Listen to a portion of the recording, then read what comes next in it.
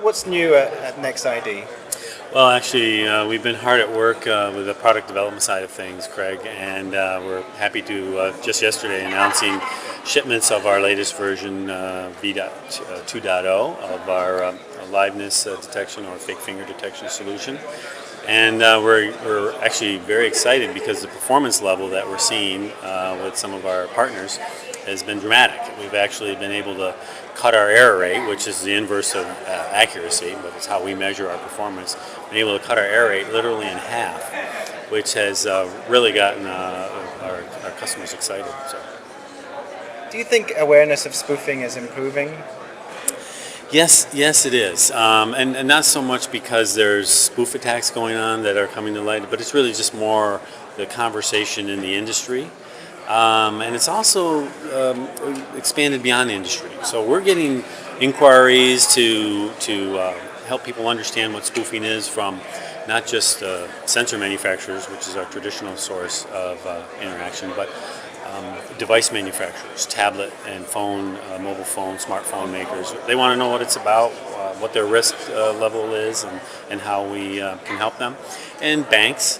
They're also very curious about this subject and want to learn more. So clearly, just from the inquiries to us, the hits to our website that have gone up dramatically, the awareness has clearly gone up. What is a good way to manage public expectations over spoofing? Well, certainly there's a big educational component, and spoofing is it's somewhat of a fine line that we walk when we talk about it, because clearly in selling spoof mitigation solutions, we need to make people aware that there's a problem to begin with, and so there's somewhat of a fear and uncertainty factor that we're building into our value proposition to identify the problem. But we need to be careful and be responsible that we're not inhibiting the growth of the industry and the adoption of biometrics, because the value proposition associated with the use of biometrics is phenomenal. It's just tremendous. But there are some challenges.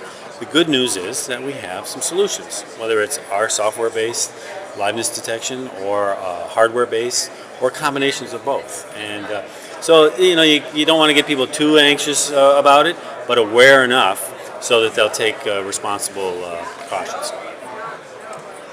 Do you face different challenges in the commercial and government areas?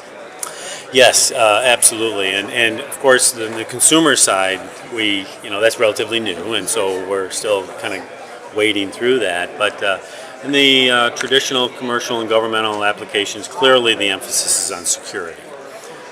Whether it's border control, terrorist watch list, access control to sensitive areas, their emphasis is, hey, you got to make this liveness detection as secure, as foolproof as possible.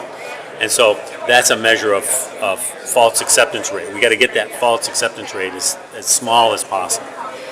On the consumer side, it's a little different animal, because when you think about your phone, you've got a biometric in the phone. You don't want to be spending too many swipes to just unlock the phone, because you're impacting the user convenience element of using biometrics. And so the consumer device manufacturers and the sensor manufacturers who support them are very keen on that.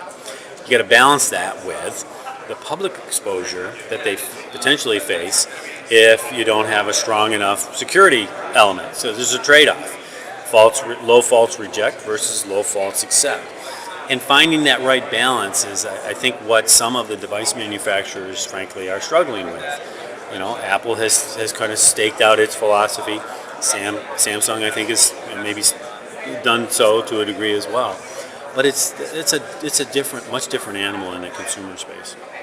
Great. Well, thanks a lot for your time, Mark. Thank you.